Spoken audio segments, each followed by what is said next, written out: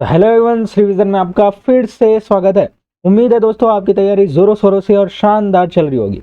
और इस तैयारी को और बेहतर बनाने के लिए और आपकी डिमांड पर मैं सामान्य ज्ञान के अब प्रैक्टिस सेट लेकर आ रहा हूँ।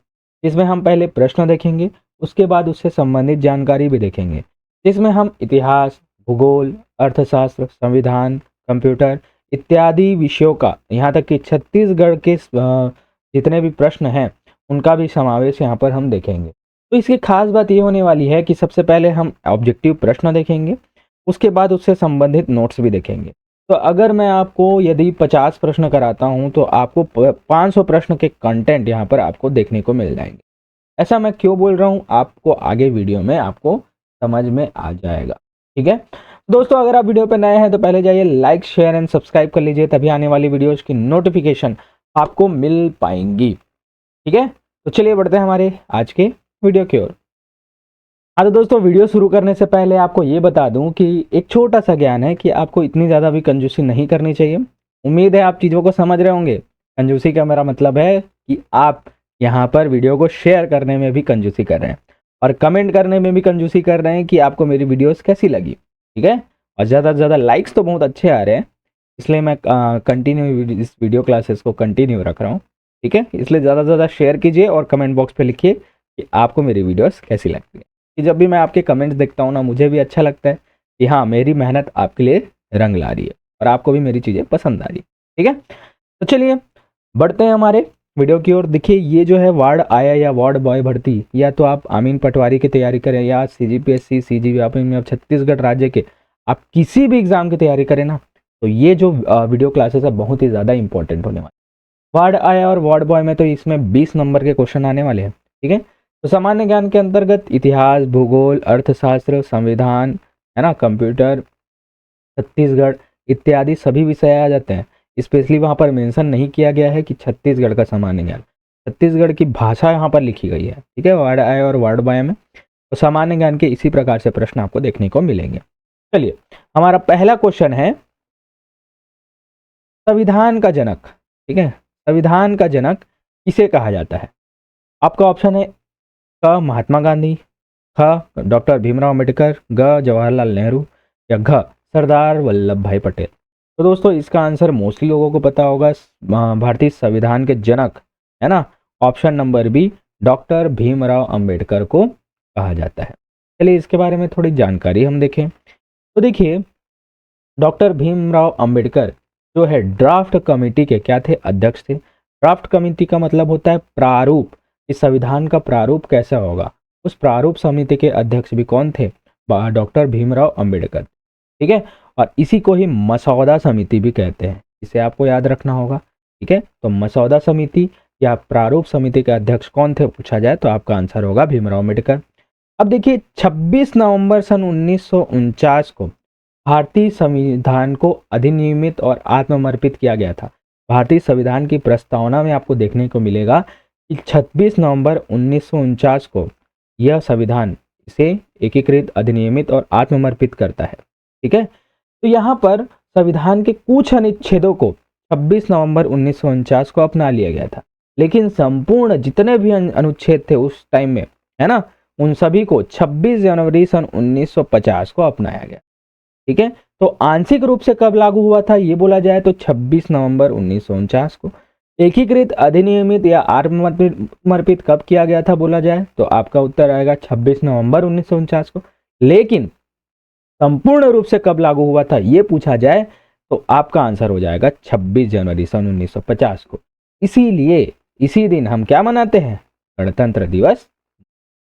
ठीक है, मोस्टली लोगों को यही पता नहीं होता कि हम गणतंत्र दिवस क्यों मनाते हैं। क्यों? क्योंकि इस दिन हमारा संविधान लागू हुआ। तो देखिए, एक प्रश्न के पीछे मैंने कितने प्रश्न आपको करा दिए, तभी आप समझ पाएंगे कि यार ये सिर्फ MCQ सीरीज नहीं है, बल्कि यहाँ तो आपका पूरा सिलेबस ही खत्म हो जाता है।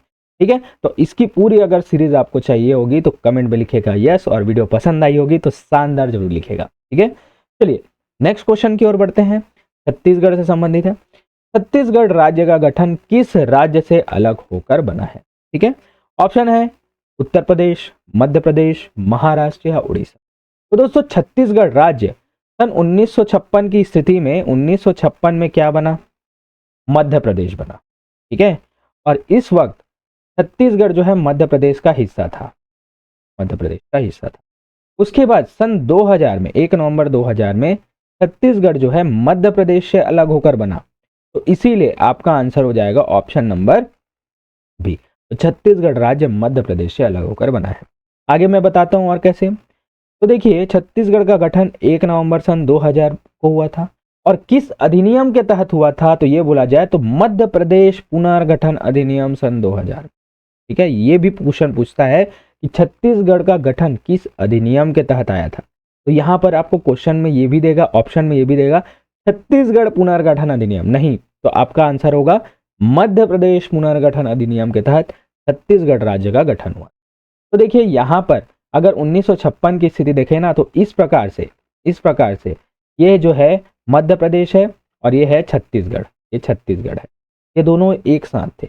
लेकिन जब बात आई 1 नवंबर 2000 की, ठीक है, देखो 1 नवंबर जब 2000 की बात आई, 1 नवंबर सन 2000 की, तो यहां पर से अलग होकर, ठीक है, इस प्रकार से छत्तीसगढ़ अलग राज्य का दर्जा लेता है। ठीक है, चलिए अब ये जो है 1 नवंबर 2000 की स्थिति में ये देश का 26वां नंबर का राज्य बना। इससे पहले 25 राज्य और बन चुके थे। अब देखिए 2000 में केवल और केवल छत्तीसगढ़ का ही गठन नहीं हुआ, बल्कि 3 राज्यों का गठन हुआ। चलिए बताता हूं मैं।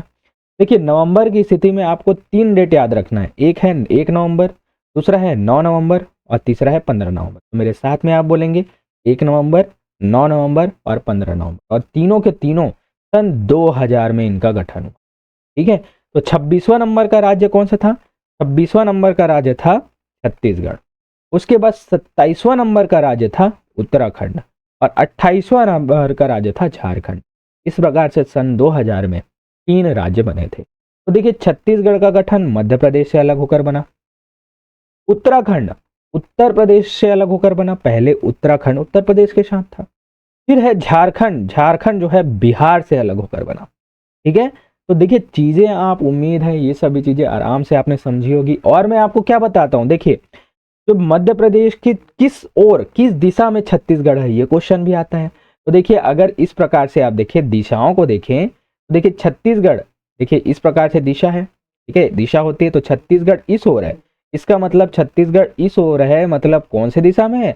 ये है दक्षिण पूर्व दिशा, दक्षिण पूर्व दिशा। तो ये भी क्वेश्चन आता है कि छत्तीसगढ़ राज्य मध्य प्रदेश के किस दिशा में स्थित है? तो दोस्तों आपका आंसर हो जाएगा दक्षिण पूर्व। देखिए सामान्य ज्ञान को आपको रटना नहीं होता, मोस्टली लोग रटते चले जाते हैं, यार ये तो दक्षिण पूर्व में है, दक्षिण पूर्व, आखिर क्यों है ये भी तो आप जानिए। ठीक है, इसी प्रकार से मैं छत्तीसगढ़ के सारे एमसीक्यू जब भी कराऊंगा ना, तो आपको ये चीजें रटा जाएंगी, है ना, समझने के साथ में। ठीक है, चलिए आगे हम देखते हैं।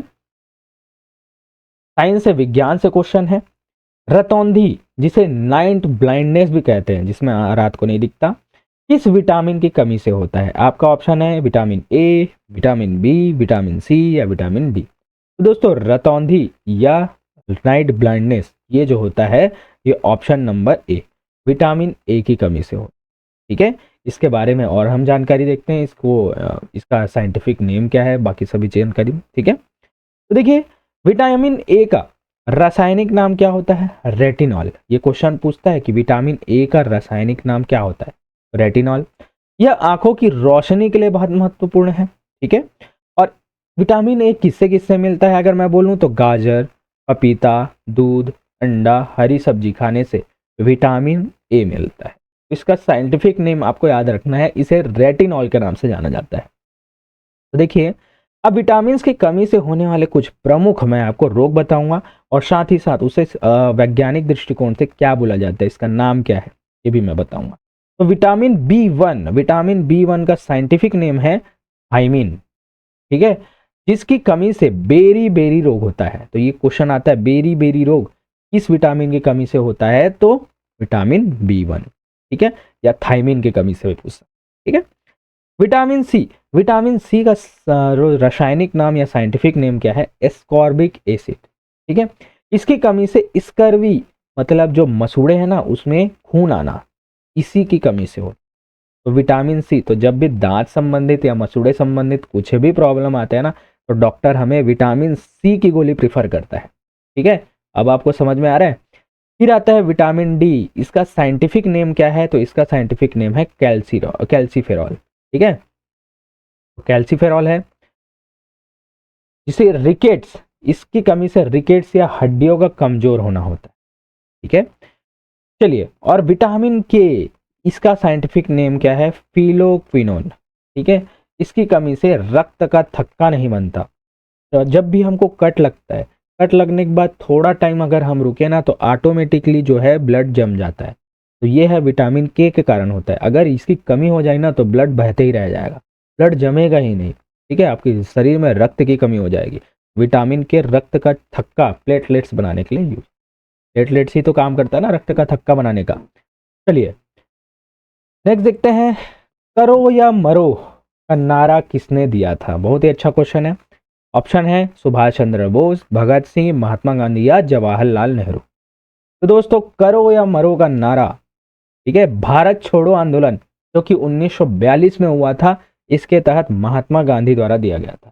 तो आपका आंसर हो जाएगा option number C, Mahatma Gandhi द्वारा करो या मरो का नारा दिया गया था।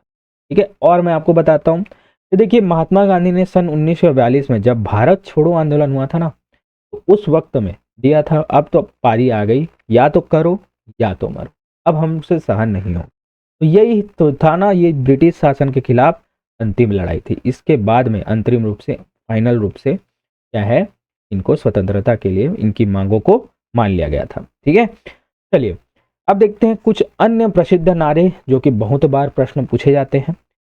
नारा है तुम मुझे खून दो, मैं तुम्हें आजादी दूंगा। ये किसका था? ये था सुभाष चंद्र बोस का नारा। इंकलाब जिंदाबाद, ये था भगत सिंह का नारा था।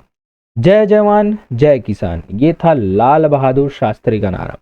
और स्वराज मेरा जन्म सिद्ध अधिकार है और मैं इसे लेकर रहूंगा, ये किसका था? तो बाल गंगाधर तिलक का क्या था? नारा था। तो इन नारों को भी आपको याद रखना। ठीक है, तो चलिए, अगर वीडियो पसंद आ रही है तो अभी से अभी लाइक कीजिए और कमेंट कीजिए और ज़्यादा से ज़्यादा शेयर करना मत भूलिएगा। ठीक है, चलिए आगे बढ़ते हैं। छत्तीसगढ़ की जीवन रेखा किस नदी को कहा जाता है? आपका ऑप्शन है शिवनाथ नदी, इंद्रावती नदी, महानदी या हसदेव नदी। तो दोस्तों, छत्तीसगढ़ की जीवन रेखा मोस्टली लोगों को पता होगा, ऑप्शन नंबर सी, महानदी को कहा जाता है।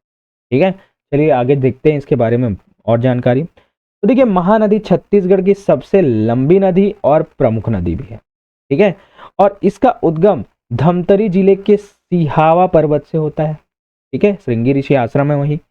इसकी कुल लंबाई देखिए 851 किलोमीटर है। ठीक है, या फिर कहीं कहीं 859 भी दिया रहता है ना, या 858 भी। तो 851 या 858 या 59 है ना, 858 ये देख लीजिएगा, कहीं कहीं 851 है, कहीं कहीं 858 है, इसकी कुल लंबाई है। लेकिन ये छत्तीसगढ़ में कितने किलोमीटर बहती है? तो छत्तीसगढ़ में केवल ये 286 किलोमीटर बहती है। ठीक है, तो देखिए यहाँ पर इसकी कुल लंबाई क्या है महानदी की, ये याद रखना है आपको, और छत्तीसगढ़ में कितना बहती है ये याद रखना है आपको। ठीक है, और एक है ये क्या है, छत्तीसगढ़ में बहने वाली, अगर एक और नदी की मैं बात करूं तो शिवनाथ नदी है, जिसका क्या है, लंबाई है 290 किलोमीटर। लेकिन ये छत्तीसगढ़ से ही उद्गम होता है इसका, और छत्तीसगढ़ में इनका विलय भी हो जाता है।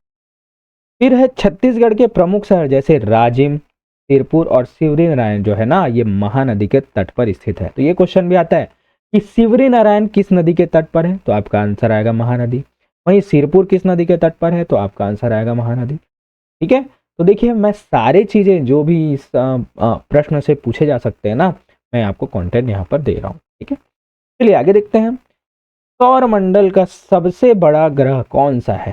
चलिए भाई बताइए, सौर मंडल का सबसे बड़ा ग्रह। ऑप्शन है पृथ्वी, शनि, बृहस्पति या मंगल। तो दोस्तों, सौर मंडल का ना सबसे बड़ा ग्रह ऑप्शन नंबर सी, बृहस्पति होता है। ठीक है, इसको जुपिटर भी बोलते हैं।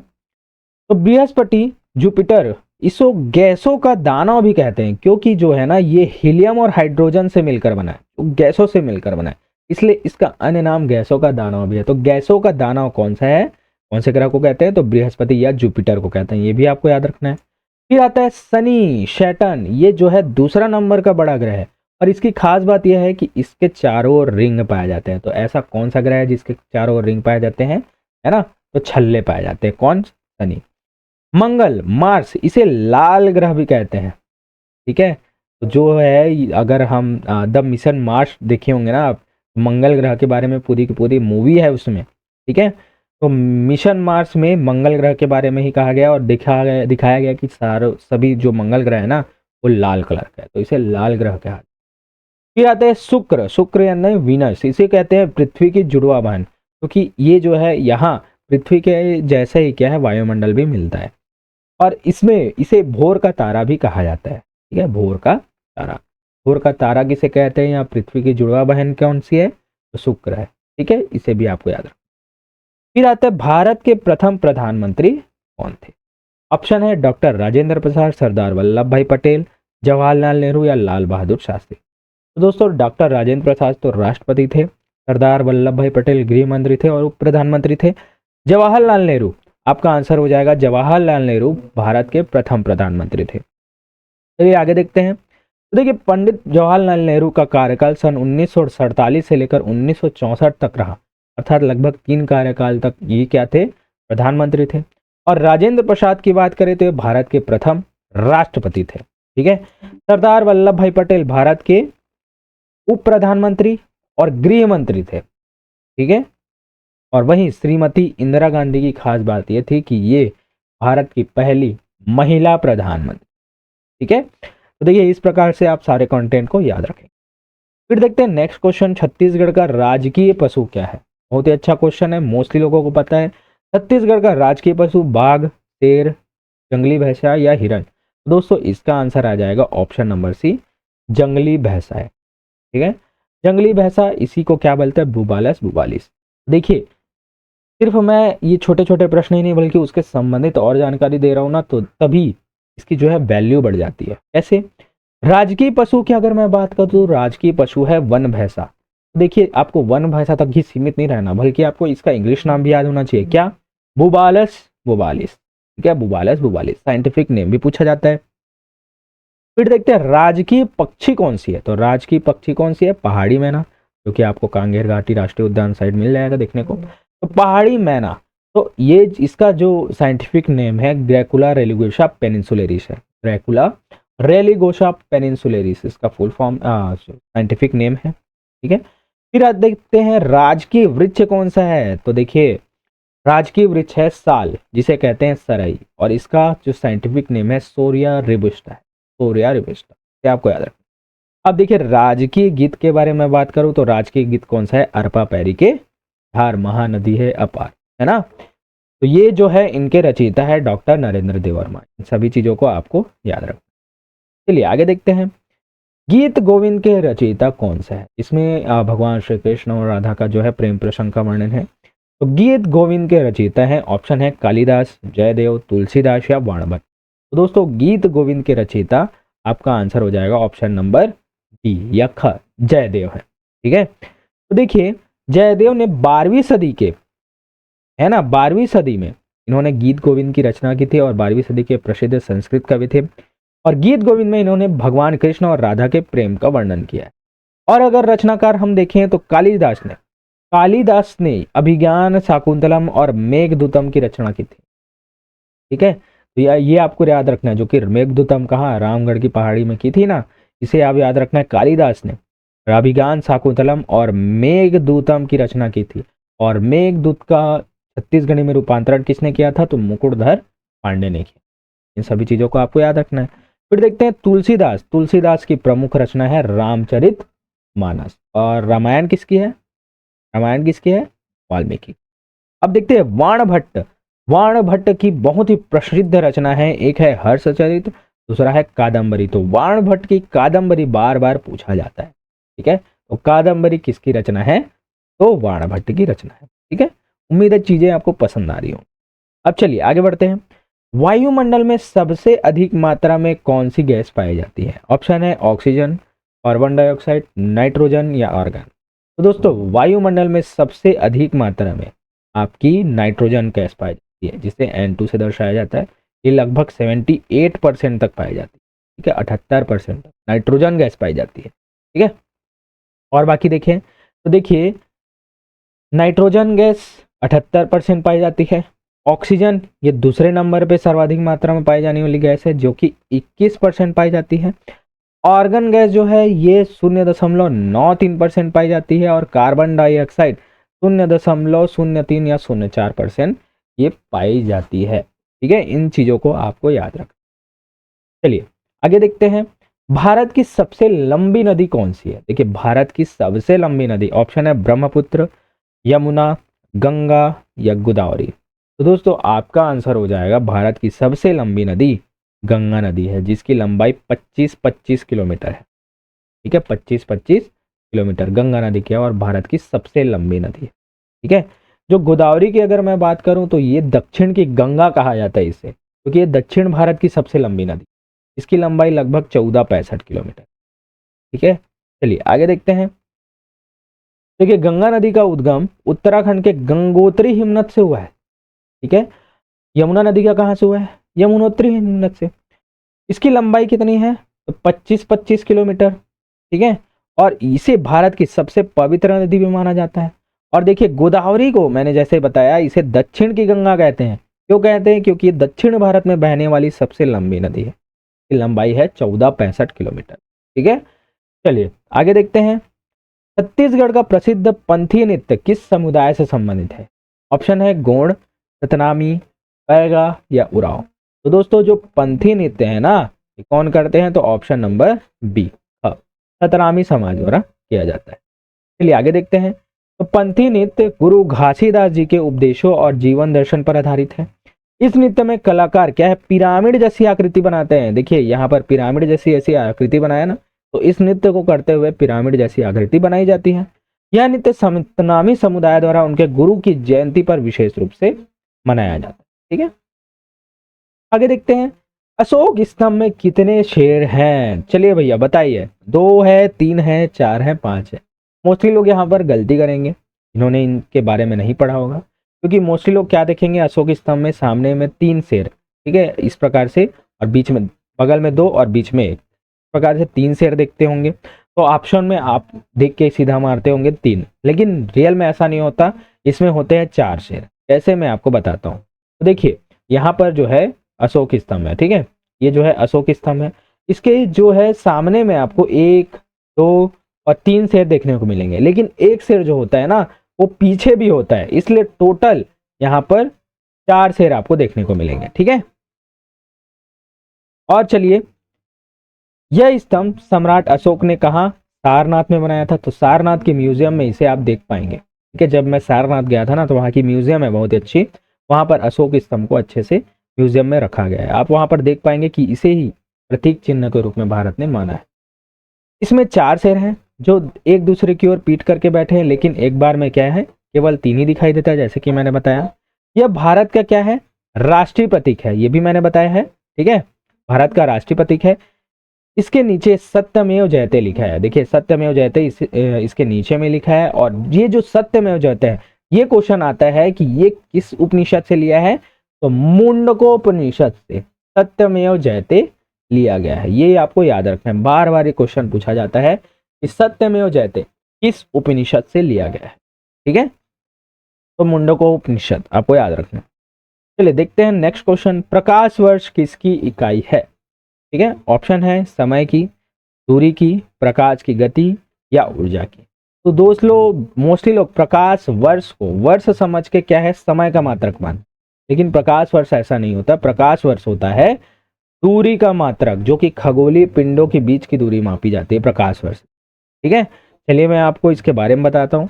देखिए एक प्रकाश वर्ष वह दूरी है जो प्रकाश एक वर्ष में क्या है, तय करता है, कि एक वर्ष में वो कितना दूरी तय करता है, ये प्रकाश वर्ष होता है। इसका उपयोग खगोलीय दूरी, जैसे तारों और ग्रहों के बीच की दूरी प्रकाश वर्ष के जो है सहायता से मापी जाती है। और प्रकाश की गति 3 लाख किलोमीटर प्रति सेकेंड होती है। इसे क्या लिखते हैं, 3 × 10⁸ किलोमीटर पर सेकेंड, इस प्रकार से भी लिखा जाता है, या फिर 3 लाख किलोमीटर प्रति सेकंड में बोला गया है ना, ये याद रखना है आपको, पर सेकंड में इतना किलोमीटर तय करता है, ठीक है। तो इस आधार पर प्रकाश वर्ष जो है दूरी का मात्रक है, ये आपको याद रखना है। चलिए आगे देखते हैं next question. Bhilai steel plant किस देश के सहयोग से स्थापित किया गया था? ऑप्शन है अमेरिका, जर्मनी, ब्रिटेन या सोवियत संघ रूस। तो दोस्तों भिलाई स्टील प्लांट जो कि दुर्ग जिले में स्थित है, ऑप्शन नंबर डी, सोवियत संघ रूस की सहायता से स्थापित किया गया था, ठीक है। अब चलिए, भिलाई इस्पात संयंत्र छत्तीसगढ़ के दुर्ग जिले में स्थित है, और यहाँ पर इन चीजों को आपको याद रखना है कि ये जो है दूसरी पंचवर्षीय योजना के तहत आई थी, ठीक है। उस टाइम 1951 से पंचवर्षीय योजना चल रही थी, तो दूसरी पंचवर्षीय योजना जो कि 1956 से 51 तक थी, ये क्वेश्चन भी आता है कि दूसरी पंचवर्षीय योजना कब से कब तक चली। तो इसी पर दूसरी पंचवर्षीय योजना में क्या है, भिलाई इस्पात संयंत्र का स्थापना हुआ था, और इसी के दौरान इसकी वो स्थापना हुई थी। और भारत और रूस के मैत्री संबंध को ही दर्शाने के लिए नंदनवन वहां बना था ना, ठीक है। अब यह भारत के सबसे प्रमुख इस्पात संयंत्रों में से एक है, ये आपको याद रखना। चलिए आगे देखते हैं, मनुष्य के शरीर में कितनी हड्डियां होती हैं?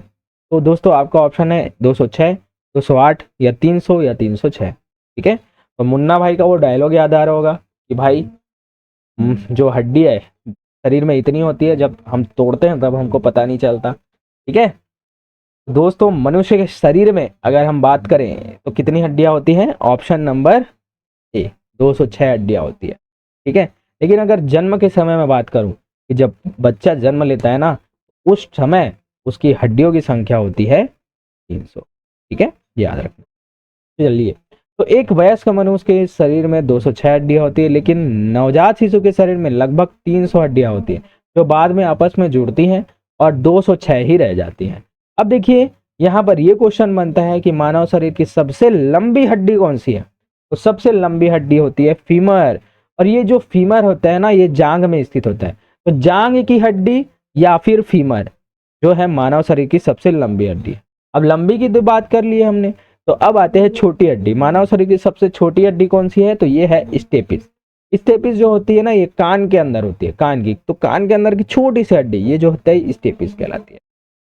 इस शरीर की सबसे छोटी हड्डी होती है, ठीक है। चलिए आगे बढ़ते हैं, भारत का राष्ट्रीय खेल क्या है? चलिए भैया, मोस्टली लोग इसका आंसर देंगे, मोस्टली लोग क्या बोलेंगे? हॉकी है, और कुछ कुछ महान अनुभव क्या कहेंगे कि क्रिकेट है, क्योंकि क्रिकेट ही तो हम देखते हैं, एशिया कप में हम नाचे थे। तो देखिए इसका आंसर हो जाएगा भारत का राष्ट्रीय खेल इनमें से कोई नहीं है, ना तो क्रिकेट है, ना तो कबड्डी है, ना ही हॉकी है, तो इनमें से कोई नहीं है। क्योंकि आधिकारिक तौर पर कभी भी ना तो हॉकी को राष्ट्रीय खेल घोषित किया है, ना तो कबड्डी को या किसी को भी राष्ट्रीय खेल घोषित किया ही नहीं गया है। चलिए मैं आपको इसका पूरा रीजन बताता हूँ कि क्यों हॉकी को हम क्या है राष्ट्रीय खेल मानकर चलते हैं। तो देखिए यहाँ पर बोला गया है, भारत सरकार ने आधिकारिक तौर पर किसी भी खेल को राष्ट्रीय खेल का दर्जा नहीं दिया है। हालांकि हॉकी को पारंपरिक रूप से भारत का राष्ट्रीय खेल मान लिया जाता है, क्योंकि इन्होंने 8 स्वर्ण पदक, ठीक है, भारत ने 8 स्वर्ण पदक हॉकी में जीते हैं, इसलिए पारंपरिक रूप से ऐसा ही मान लिया जाता है कि हॉकी हमारा राष्ट्रीय खेल। लेकिन आधिकारिक तौर पर जब आरटीआई लगाया गया था ना, तो आधिकारिक तौर पर यह बताया गया था कि कोई भी खेल को अभी तक आधिकारिक तौर पर जो है राष्ट्रीय खेल का दर्जा नहीं दिया गया है, ठीक है। चलिए आगे देखते हैं, छत्तीसगढ़ में लोकसभा की कितनी सीटें हैं? चलिए भैया बताइए लोकसभा की। तो दोस्तों यहां पर मैं आपको बताऊं, ऑप्शन है 5, 11, 16 और 90। तो देखिए छत्तीसगढ़ में 5 क्या है? 5 जो है राज्यसभा की सीटें हैं, लोकसभा की सीटें हैं 11, ठीक है, लोकसभा की सीटें हैं 11। इस प्रकार से लोकसभा और राज्यसभा कुल मिलाकर कितना हो गया? 16। लोकसभा, राज्यसभा प्लस लोकसभा, ये 16 हो गई। तो सांसदों की संख्या कितनी है पूछा जाए तो 16 है। अब देखिए ये है विधानसभा की संख्या 90, 90 जो है विधानसभा की संख्या। तो विधायकों की संख्या कितनी है? 90। विधानसभा में विधायक बैठेंगे, ठीक है। तो हमारा क्वेश्चन था लोकसभा की कितनी सीटें हैं, तो आपका आंसर हो जाएगा ऑप्शन नंबर बी। तो 11 सीटें जो है छत्तीसगढ़ में लोकसभा, ठीक है। देखिए सारी चीजें मैंने यहाँ पर दे रखी हैं। लोकसभा की 11 सीट है, राज्यसभा की 5 सीट है। इस प्रकार से टोटल कितना हो जाएगा? टोटल 16 सीट हो जाएगा। और विधानसभा के यहाँ पर आपको 90 सीट देखने को चलिए, क्वेश्चन है डिस्कवरी ऑफ इंडिया पुस्तक किसने लिखी है? ऑप्शन है महात्मा गांधी, जवाहरलाल नेहरू, सुभाष चंद्र बोस या रविन्द्रनाथ टैगोर। तो दोस्तों डिस्कवरी ऑफ इंडिया, भारत की खोज, किसने लिखी है? तो दोस्तों इन्होंने लिखी है option number B, Jawaharlal Nehru ने। जब भारत छोड़ो आंदोलन हुआ रहा था, तो भारत छोड़ो आंदोलन हुआ था 1942 में, ठीक है। अब इस वक्त में नजरबंदी कर दिया जा रहा था, जो भी बहुत ही उग्रवादी, मतलब उग्रवादी तो नहीं कहेंगे, तो नरम दल से थे। तो देखिए जो भी जो है आंदोलन में भाग ले रहे थे ना, उनको नजरबंद किया जा रहा था। तो देखिए 1944 में ये जो है जेल गए थे, जेल में। तो जेल में इन्होंने डिस्कवरी ऑफ इंडिया की रचना की थी। चलिए और आगे जानकारी मैं देखता हूँ। देखिए जवाहरलाल नेहरू ने यह पुस्तक 1944 में अहमदनगर जेल में की थी, ठीक है। इसकी रचना कर दी थी इस पुस्तक की। और इस पुस्तक में भारत के प्राचीन इतिहास से लेकर ब्रिटिश शासन तक का वर्णन है, ठीक है। तो ये आपको याद रखना है। चलिए,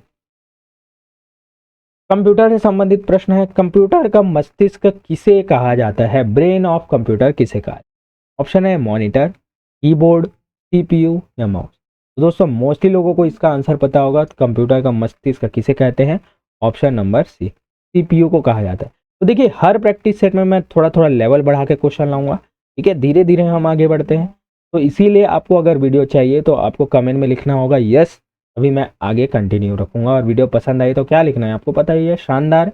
और वीडियो को आप नीचे में हाइप का बटन देता होगा, तो आप हाइप किया कीजिए और ज़्यादा से ज़्यादा शेयर किया कीजिए, ठीक है। चलिए सीपीयू के बारे में मैं बताऊं। सीपीयू का फुल फॉर्म क्या होता है? सेंट्रल प्रोसेसिंग यूनिट, जिसे कंप्यूटर का मस्तिष्क भी कहते हैं, जो कि सभी कार्यों को प्रोसेस और नियंत्रित, ठीक है। अब इसके भी 3 भाग होते हैं, ये याद रखना है कि सीपीयू के कितने भाग होते हैं। तो 3 भाग होते हैं। एक होता है एएलयू, जिसका फुल फॉर्म होता है एरिथमेटिक लॉजिकल यूनिट, जो कि गणितीय और तार्किक संक्रिया करता है, जैसे गुणा भाग, है ना, कौन सा छोटा है कौन सा बड़ा है, तो ये सभी कौन कार्य करता है? एएलयू करता है। वहीं सीयू का फुल फॉर्म होता है कंट्रोल यूनिट, जो कंट्रोल करता है सभी चीजों को। और फिर है तीसरा मेमोरी यूनिट, जो कि मेमोरी अर्थात स्टोर करता है चीजों को, डेटा स्टोर करने का कार्य है मेमोरी यूनिट का। तो इस प्रकार से 3 यूनिट आपको याद रखना है, एएलयू, सीयू और मेमोरी, ठीक है। इनका फुल फॉर्म पूछा जाता है। चलिए नेक्स्ट देखते हैं। महात्मा बुद्ध ने, इतिहास से क्वेश्चन है, महात्मा बुद्ध ने अपना पहला उपदेश कहाँ दिया था? आपका ऑप्शन है बोध गया, सारनाथ, कुशीनगर या लुम्बिनी। तो दोस्तों महात्मा बुद्ध ने अपना प्रथम उपदेश सारनाथ में दिया था। सारनाथ, इसे ही धर्म चक्र प्रवर्तन के नाम से भी जाना था, ठीक है। तो आपका ऑप्शन नंबर बी करेक्ट होगा। चलिए देखते हैं। पहले उपदेश को धर्म चक्र प्रवर्तन मैंने बता दिया है। और बोध गया में क्या खास बात थी? तो बोध गया में महात्मा बुद्ध को ज्ञान प्राप्ति हुई थी और बोधि वृक्ष है वहां पर है। तो बताइए बोधि वृक्ष का दूसरा नाम क्या है? ये आप कमेंट करके मुझे बताएंगे कि भगवान गौतम बुद्ध को किस पेड़ के नीचे क्या है ज्ञान की प्राप्ति हुई थी। वैसे तो अभी वर्तमान में बोधि वृक्ष नाम है उसका, लेकिन पहले क्या नाम था ये आप मुझे कमेंट करके। फिर देखते हैं लुम्बिनी। लुम्बिनी नेपाल में उनका क्या है जन्म हुआ था, ठीक है, ये आपको याद रखना है। फिर देखते हैं कुशीनगर में उनका क्या हुआ था? महापरिनिर्वाण, तो मृत्यु हुई थी। तो ये क्वेश्चन आता है उनका जन्म कहाँ हुआ था? तो लुम्बिनी में, लेकिन उनकी मृत्यु हुई थी कुशीनगर। यहाँ कहीं कहीं पर कुशीनारा भी लिखा जाता है ना। तो यहाँ पर मृत्यु हुई थी और मृत्यु को कहा गया है महापरिनिर्वाण कहा गया है। मृत्यु को क्या कहा गया है? महापरिनिर्वाण। ये भी आपको याद रखना है, ठीक है। चलिए आगे देखते हैं। छत्तीसगढ़ का सबसे बड़ा राष्ट्रीय उद्यान कौन सा है? छत्तीसगढ़ में आते हैं। ऑप्शन है इंद्रावती राष्ट्रीय उद्यान, कांगेर घाटी राष्ट्रीय उद्यान, गुरु घासीदास राष्ट्रीय उद्यान, इनमें से कोई नहीं। तो दोस्तों यहाँ छत्तीसगढ़ में आपको तीनों राष्ट्रीय उद्यान देखने को मिलेंगे। तो देखिए इंद्रावती राष्ट्रीय उद्यान का क्षेत्रफल लगभग 2800 वर्ग किलोमीटर में है। कांगेर घाटी राष्ट्रीय उद्यान का जो क्षेत्रफल है ये 200 वर्ग किलोमीटर में है।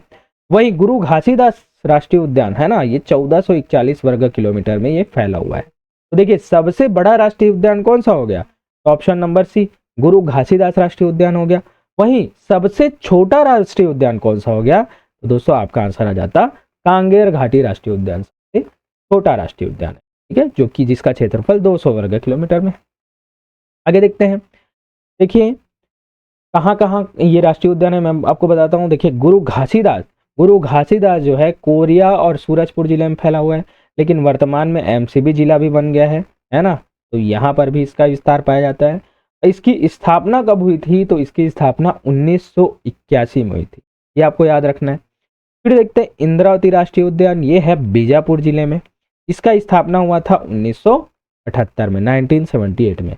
फिर देखते हैं कांगेर घाटी राष्ट्रीय उद्यान, ये था बस्तर जिले में स्थित है अभी भी, और इसका जो है स्थापना 1982 में हुआ था, 1982। तो सबसे पुराना राष्ट्रीय उद्यान कौन सा हो जाएगा इसके तहत? 1978 में बना इंद्रावती राष्ट्रीय उद्यान। ठीक है, तो यहीं से घुमा घुमा के आपको प्रश्न दे सकता है, तो चीजों को आपको याद रखना। नेक्स्ट देखते हैं, कुचिपुड़ी किस राज्य का प्रसिद्ध शास्त्रीय नृत्य है? देखिए शास्त्रीय नृत्य, भारत ने कुछ नृत्यों को विशेषकर जो कि बहुत ही प्रसिद्ध है, तो इनको शास्त्रीय नृत्य का दर्जा दिया गया है। तो टोटल 8 यहाँ पर आपको शास्त्रीय नृत्य देखने को मिलेंगे। मैं आपको नीचे में बताता हूँ कौन कौन से शास्त्रीय नृत्य हैं। तो देखिए कुचिपुड़ी किस राज्य का शास्त्रीय नृत्य है? ऑप्शन है केरल, तमिलनाडु, आंध्र प्रदेश या कर्नाटक। तो दोस्तों कुचिपुड़ी जो है ना, ये आंध्र प्रदेश राज्य का क्या है? शास्त्रीय नृत्य है। ठीक है, चलिए और मैं पूरी शास्त्रीय नृत्यों की पूरी लिस्ट दे देता हूँ कि कौन कौन सा कहाँ पर से है। तो देखिए एक है भरतनाट्यम, तो भरतनाट्यम है तमिलनाडु का क्या है? शास्त्रीय नृत्य, तमिलनाडु का। कथकली है केरल का, और मोहिनीअट्टम भी क्या है? केरल का शास्त्रीय नृत्य है। तो कथकली और मोहिनीअट्टम ये दोनों ही केरल राज्य के शास्त्रीय नृत्य हैं। फिर देखते हैं कथक, ये जो कथक है ना, ये पूरा उत्तर भारत में विस्तृत है। तो उत्तर भारत और विशेष रूप से उत्तर प्रदेश में ये कथकली क्या है? विस्तृत है। ओडिसी नाम से स्पष्ट है, ओडिशा का है। और एक है मणिपुरी, तो मणिपुरी जो है नाम से स्पष्ट है कि मणिपुर का शास्त्रीय नृत्य। अब देखिए 6 तो यहां पर हो गया, एक मैंने बता दिया कुचिपुड़ी आंध्र प्रदेश का, तो एक और कौन सा है? तो देखो दोस्तों, एक है शास्त्रीय। ये जो शास्त्रीय है ना, ये असम का प्रसिद्ध शास्त्रीय नृत्य है। तो ये क्वेश्चन पूछा जाता है, शास्त्रीय नृत्य किस राज्य का जो है शास्त्रीय नृत्य है? तो दोस्तों ये है असम राज्य का। ठीक है, ये याद रखना। तो इस प्रकार से 8 शास्त्रीय नृत्य हैं, ये आपको याद रखना है। नेक्स्ट देखते हैं, रिजर्व बैंक ऑफ इंडिया अर्थात आरबीआई का मुख्यालय कहाँ है? ऑप्शन है नई दिल्ली, मुंबई, कोलकाता या चेन्नई। तो मोस्टली लोग यहाँ पर नई दिल्ली मारेंगे, लेकिन रियल में आरबीआई का मुख्यालय कहाँ है? ऑप्शन नंबर बी, मुंबई में। ठीक है, चलिए आगे इसके बारे में जानकारी देखते हैं। तो देखिए आरबीआई एक सेंट्रलाइज्ड बैंक है, केंद्रीय बैंक है।